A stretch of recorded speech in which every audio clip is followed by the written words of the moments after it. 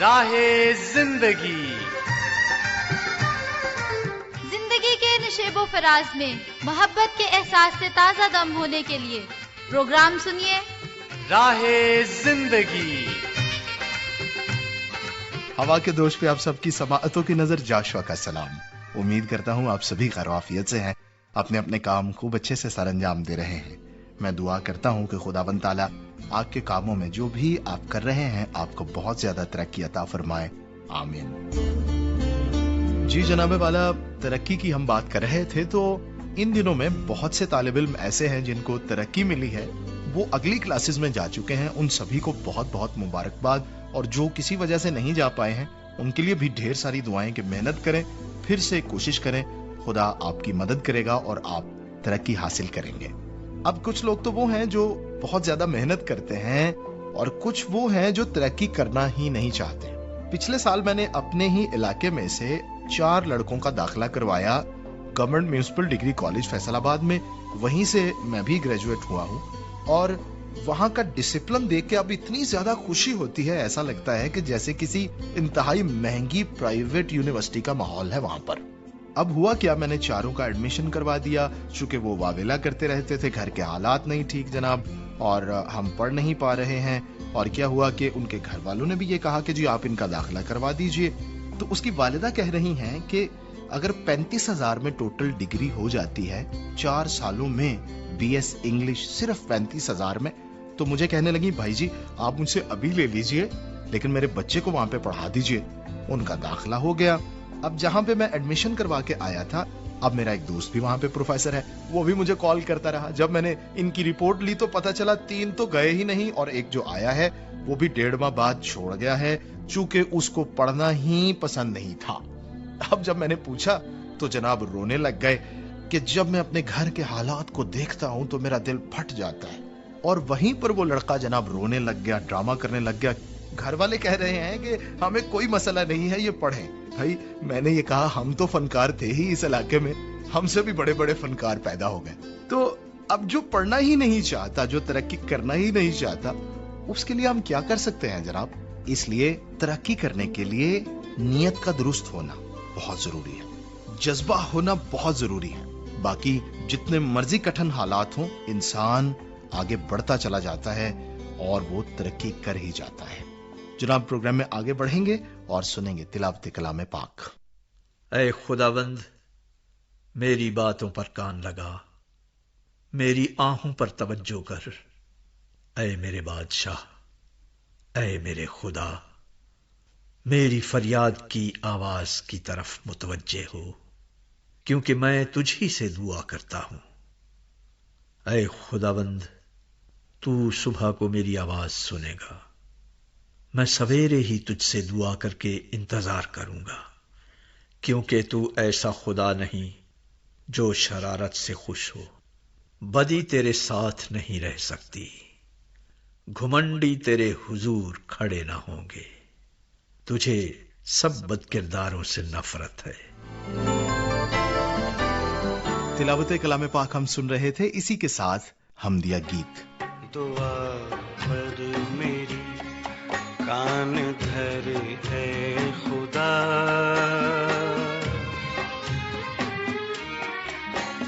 دعا پر میری کان دھر ہے خدا، پریشان و عاجز ہوں بندہ تیرا، پریشان و عاجز ہوں بندہ تیرا۔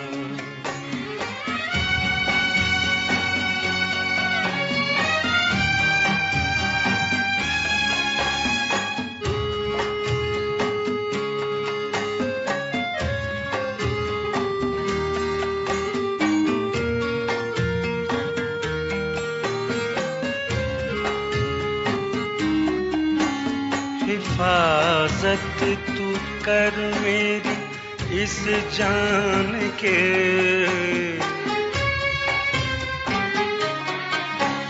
حفاظت تو کر میری اس جان کے، تجھے تجھی پر ہے بس میرا ایمان بھی، تجھی پر ہے بس میرا ایمان بھی، دعا پر میری کان دھر ہے خدا، پریشان عاجز ہوں بندہ تیرا۔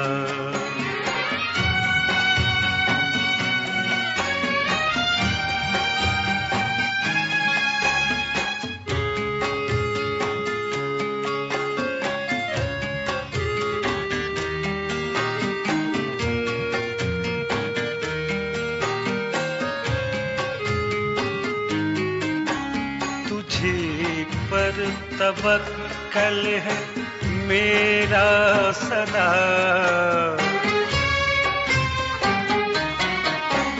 تجھی پر توکل ہے میرا سدا، خدایا تو بندے کو اپنے چھڑا، خدایا تو بندے کو اپنے چھڑا، دعا پر میری کان دھر ہے خدا، پریشان عاجز ہوں بندہ تیرا۔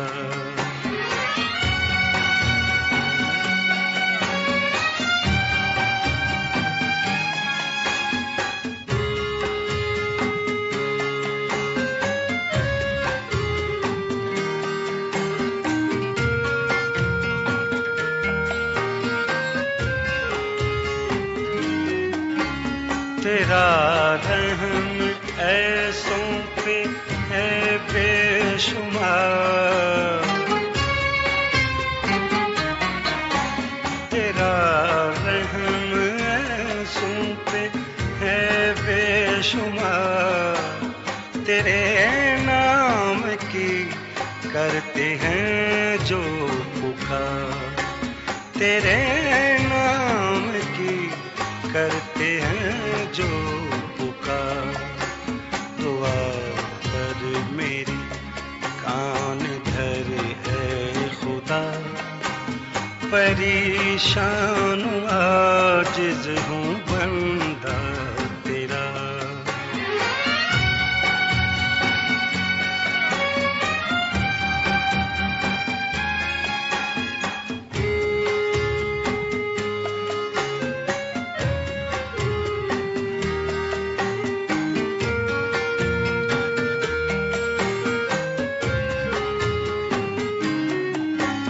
خدا بندہ تو ہی بھلا ہے مدام، خدا بندہ تو ہی بھلا ہے مدام، تو غفار ہے بخشنا تیرا کام، تو غفار ہے بخشنا تیرا کام، دعا پر میری کان دھر ہے خدا، دعا پر میری کان دھر ہے خدا، پریشان عاجز ہوں بندہ تیرا، پریشان عاجز ہوں بندہ تیرا، پریشان عاجز ہوں بندہ تیرا، پریشان عاجز ہوں بندہ تیرا۔ حمدیہ گیت ہم نے سن لیا جناب، ابھی ہم شامل کریں گے آپ کی طرف سے بھیجے گئے میسیجز اور خطوط کو۔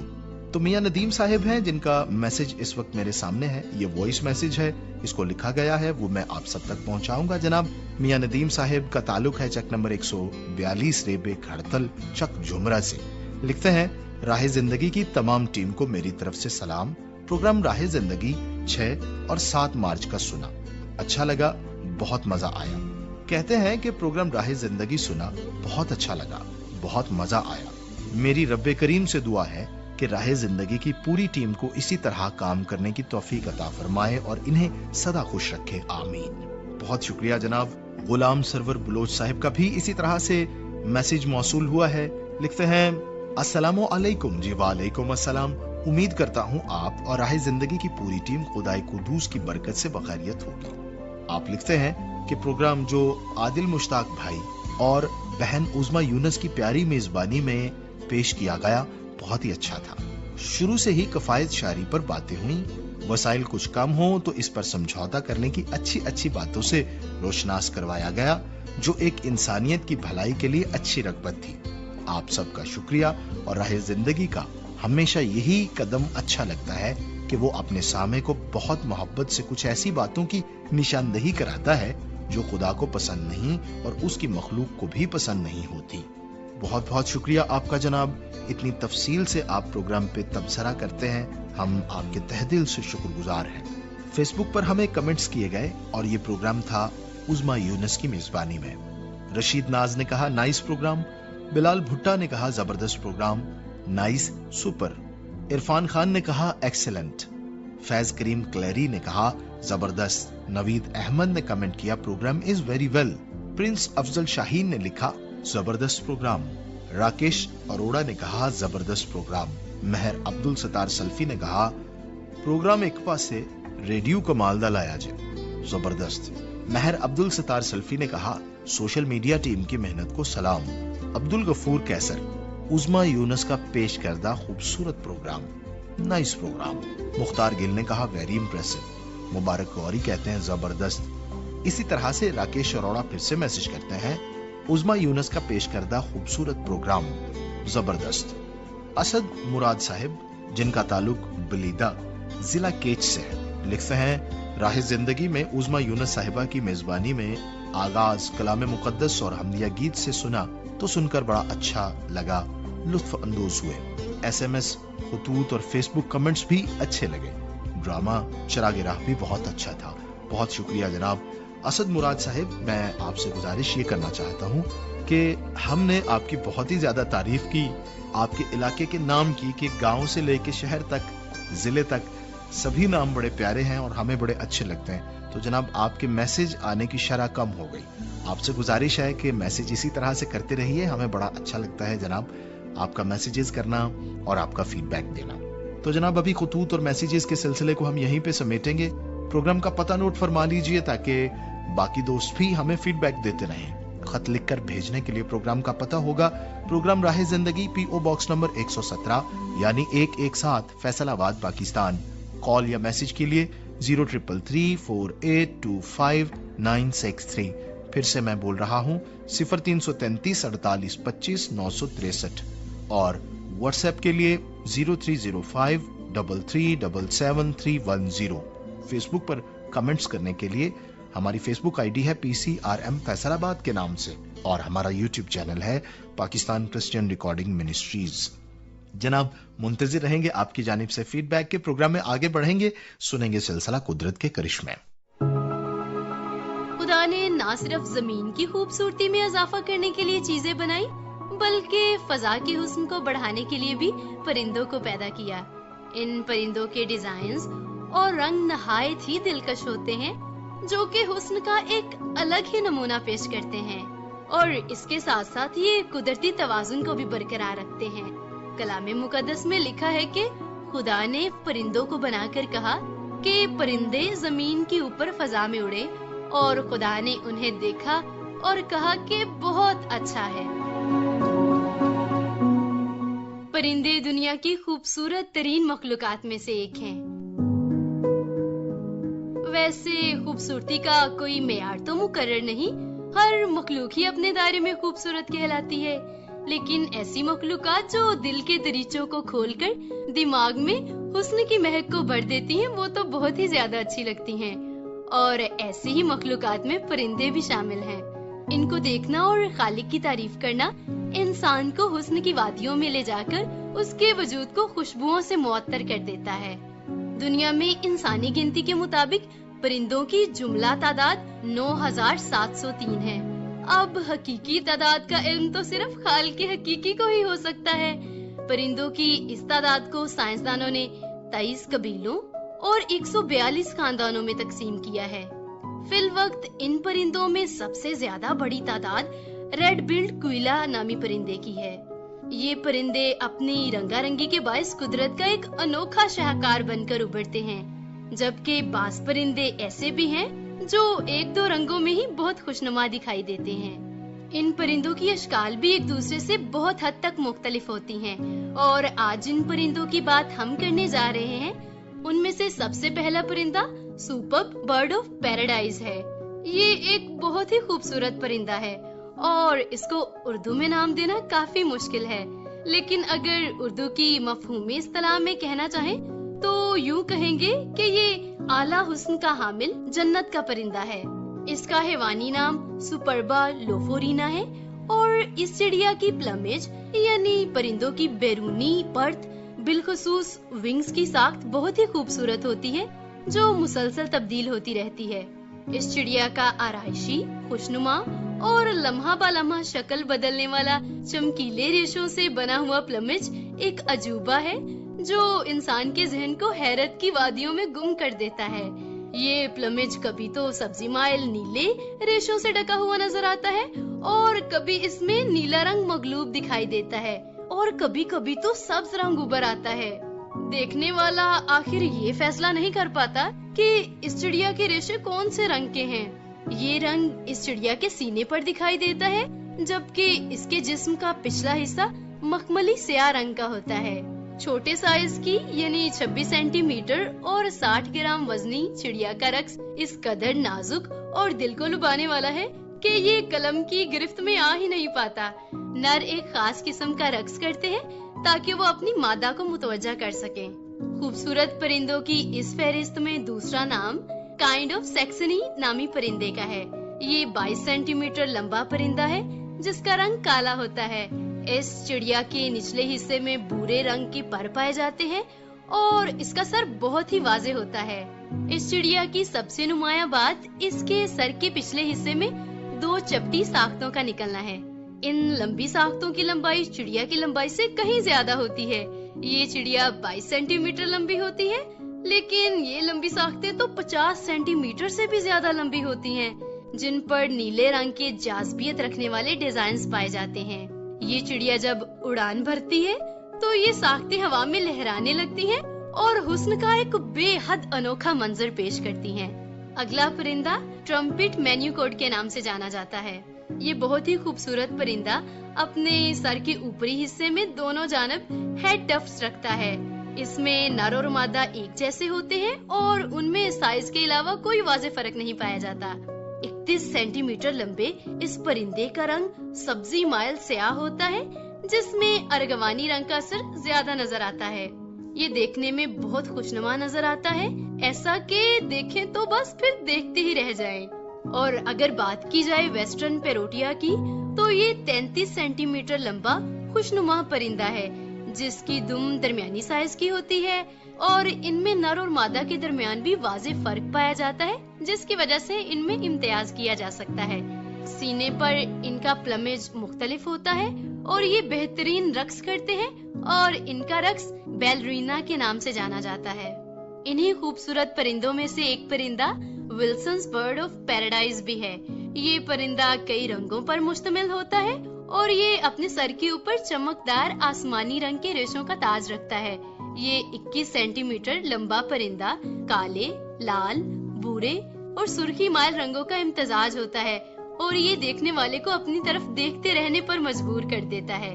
اس کی سب سے نمایاں خصوصیت اس کے پچھلے حصے سے 2 دائروی طریقے پر مڑی ہوئی ساختیں ہیں، جو یہ پرندہ اپنی روزمرہ زندگی میں مسلسل استعمال کر کے دنیا کو نئے سرے سے دیکھنے کی دعوت دیتا ہے۔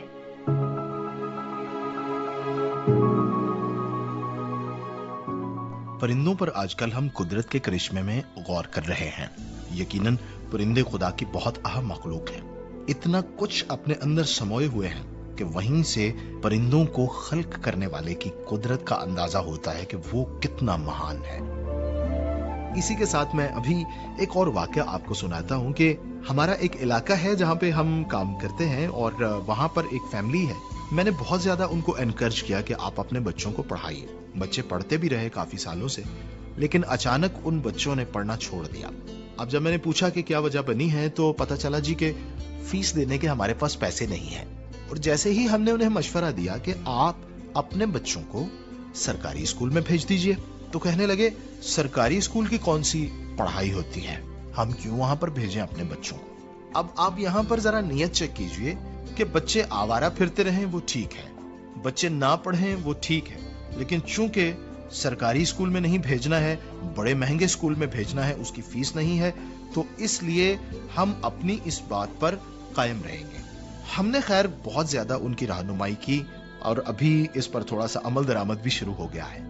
मैं बारहा ये कहता हूं और सभी के जहनों से ये बात निकालना चाहता हूं कि भाई, इंग्लिश का एक मुहावरा है, something is better than nothing. Urdu में उसका तर्जुमा है कि कुछ होना कुछ भी ना होने से बेहतर है। तो जनाब, अगर आप किसी बहुत बड़े स्कूल में नहीं भी भेज सकते बच्चे को, तो कम आज कम सरकारी स्कूल में तो भेज सकते हैं। और एक मुस्बत बात जो मैं बताता हूं वो ये है कि अब बहुत ज्यादा सहूलियत दी जा चुकी हैं सरकारी स्कूलों को भी। बड़ा अच्छा सिस्टम हो चुका है सरकारी स्कूलों का, और सरकारी स्कूल के जितने स्टाफ मेंबर्स होते हैं वो टेस्ट दे के आते हैं। 30,000 बंदा अगर टेस्ट देता है तो उसमें से 5 सिलेक्ट होते हैं। इसका मतलब है कि वो कंपटीशन से आगे आए हैं, वो इंतहाई ज़हीन लोग हैं जो आगे स्कूल में बैठे हुए हैं। तो उनसे आपका बच्चा पढ़ रहा है। अगर सरकारी टीचर नियत से बच्चे को पढ़ाए तो मैं दावे से कहता हूं कि वो किसी आम प्राइवेट स्कूल से कहीं ज्यादा बेहतर हो सकता है। तो इसलिए घबराने की, डरने की जरूरत नहीं है, किसी की बातों पर लगने की जरूरत नहीं है। जनाब, अपने बच्चों को भेजिए, भले सरकारी स्कूल में भेजिए, ताकि वो पढ़ सकें और वो आगे बढ़ सकें। फिर से अपनी बात को मैं करना चाहूंगा, तरक्की खुदा पर छोड़ दें, कामयाबी खुदा पर छोड़ दें। मैं और आप सिर्फ मेहनत करें और मेहनत करवाएं। प्रोग्राम में आगे बढ़ेंगे, सिलसिला है हादसात से बचाव। आइए सुनते हैं। प्रोग्राम हादसात से बचाव लेकर आपकी खिदमत में हाजिर हैं। मैं हूं आपका होस्ट आकाश, और हमारे साथ माहिराना राय के लिए मौजूद हैं जनाब सैफुल कहार साहब। तो कहिए सैफ साहब, कैसे हैं आप? जी बिल्कुल ठीक ठाक। तो आज भी हम सेफ्टी ही के मौजू पर सैफ साहब से बात करेंगे कि हादसात से किस तरह से बचाव किया जा सकता है, खास तौर पे उन हादसात से जो मोटरसाइकिल चलाते वक्त रूनुमा होते हैं। उनमें हम बात करेंगे ओवर स्पीडिंग पर, ओवरटेक कैसे किया जाता है, और बाज़ जो लोग हैं वो मोटरसाइकिल चलाते हुए स्टंट्स करने की कोशिश करते हैं, इस पर भी हम बात करेंगे। तो इस पर जरा रोशनी डालिए साहब साहब। जी बहुत शुक्रिया जी। देखिए, सबसे ज़्यादा ये है कि हमारी जो इस थर्ड वर्ल्ड कंट्रीज में मोटरसाइकिल का इस्तेमाल बहुत ज़्यादा है। वैसे दुनिया में ये बहुत कम है, बल्कि बहुत सारी जगहों पर ये बैन भी है, क्योंकि ये हादसात का बहुत ज़्यादा सबब बनता है। 2 टायर है ना इसको सहारा कोई नहीं है दोनों साइड से। ज़रा सी बात पे ये स्लिप हो सकता है, क्योंकि अपनी इसकी स्पीड भी तेज़ होती है। साइकिल की निस्बत ये ज़्यादा खतरनाक इसलिए है कि साइकिल की स्पीड एक खास हद तक है और उतनी ही है जितना हम जोर लगाएंगे, लेकिन इसमें जोर लगाने की जरूरत नहीं है। इसका बाज़ औक़ात जो इसका वो रेस देने वाला होता है वो ही गलत हो जाता है, उसकी तार टूट जाती है या वो फंस जाता है, जिसकी वजह से स्पीड हमारे कंट्रोल में नहीं रहती। दूसरा ये होता है कि आम तौर पर जब हम ओवरटेक करने की कोशिश करते हैं, ये भी बहुत ज़्यादा हादसा का सबब बनता है। जैसे मैंने पिछली दफ़ा भी कहा था कि बच्चे की एज के हिसाब से उसके लाइसेंस बने, जो गवर्नमेंट ने एज उसकी हर मुल्क में मुख्तलिफ होती है, जो एज मुकर्रर की हुई है, उसमें जब तक उसका लाइसेंस नहीं बन जाता उस वक्त तक उसे ये मोटर बाइक नहीं देनी चाहिए, क्योंकि वो अभी ज़हनी तौर पर मैच्योर नहीं हुआ। अभी उसके अंदर एक जज्बातीपन है। आपने देखा होगा छोटे छोटे बच्चे जो है अपने वालिदैन को मुक्के मारते हैं, थप्पड़ मारते हैं जब उनको गुस्सा आता है, क्योंकि उनमें अकल कम है और जज्बात जो है वो इंसानी जज्बात मौजूद हैं। ज़रा सा गुस्सा आएगा वो फ़ौरन हाइपर हो जाएंगे। तो इस तरह ये ओवर स्पीड भी जो है ये भी बहुत ज़्यादा नुकसानदेह होती है, और बाज़ औक़ात ओवरलोडिंग भी करते हैं। जी जी बिल्कुल, ओवरलोडिंग तो और ज़्यादा खतरनाक है। मोटरसाइकिल 2 लोगों के लिए बनाई गई है, और मैंने देखा, अक्सर आपने भी देखा होगा कि वो 2-3 औरतें पीछे बिठाई होती हैं, बंदा और टैंकी के ऊपर बैठा होता है, वो ना तो ब्रेक लगा सकता है ना वो गियर सही तरह से लगा सकता है। तो बहुत ही डेंजरस हालात होते हैं उस वक्त कि वो हादसा का सबब भी बहुत ज़्यादा बनते हैं।